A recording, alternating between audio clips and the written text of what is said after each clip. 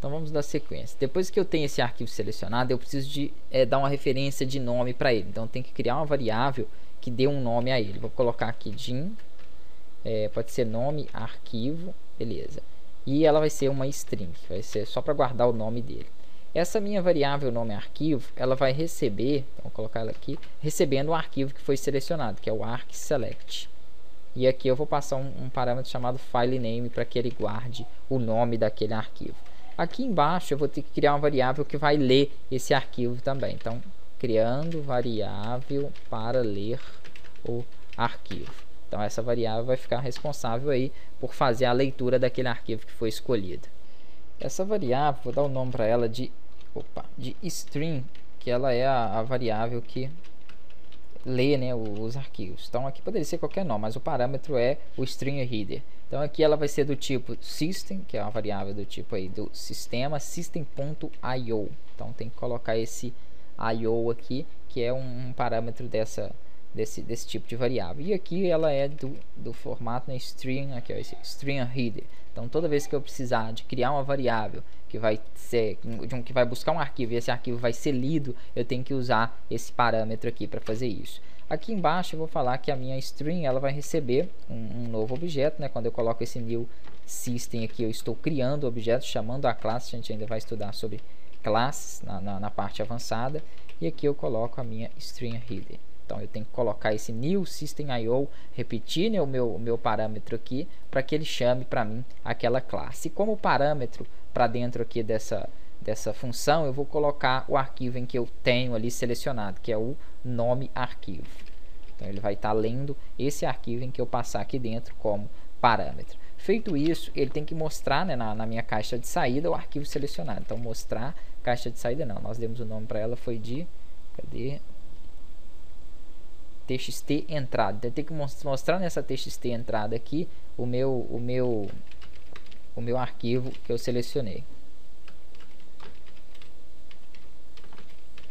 Selecionado. Então vou colocar aqui txt entrada.text é igual ao arquivo em que eu selecionei. Eu vou pedir para ele ler todo aquele arquivo até o final. O arquivo que eu selecionei eu joguei dentro da variável string. Então é string ponto, para ele ler tudo é read to end, esse aqui. Então leia para mim até o final. Nós precisamos testar isso aqui. Antes de testar, eu vou abrir aqui um bloco de notas.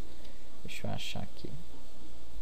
Então fiz um arquivo aqui, salvei ele. Vou procurar ele lá, né? Coloquei um texto qualquer, vou procurar ele aqui usando o meu botão load. Então Ctrl F5, se não tiver nada errado, ele vai compilar certinho.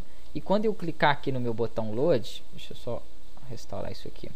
Ele vai ter que abrir a caixa para mim de procura. Opa, abriu. Eu vou lá na pasta onde eu salvei dentro aqui mesmo da pasta que nós estamos trabalhando, que é o Visual Studio 2012. Pronto, e aqui eu tenho um arquivo de texto chamado texto teste. Quando eu der um duplo clique, opa, funcionou direitinho. Então ele achou para mim aqui, né, e só não pegou aqui os caracteres, que são caracteres especiais, justamente pela codificação. Depois a gente vai aprender a trabalhar para que ele aceite, né, diversos tipos de codificação, né, como acento, cedilha, alguns outros caracteres especiais.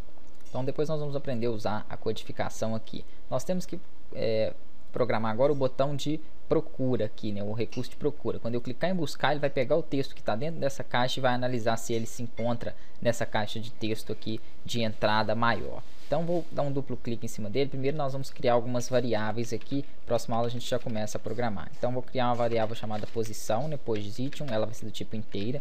Vou criar outra variável para achar o tamanho daquele texto, que vai ser a length, também vai ser do tipo inteira. Preciso, além do tamanho, de uma variável que vai ser o meu próprio texto. Então din, né, text, que vai ser o texto recebido pelaquela caixa de texto de entrada, que vai ser uma string. E preciso de uma outra que vai ser o texto que vai ser procurado, que também vai ser uma string.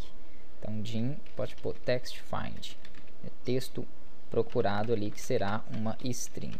Então são quatro. Uma que vai procurar ele para mim, que vai achar a posição dele para mim no texto. Outra que vai achar o tamanho. Aqui eu tenho o texto em si e aqui o texto que eu estou procurando. Próxima aula a gente dá sequência.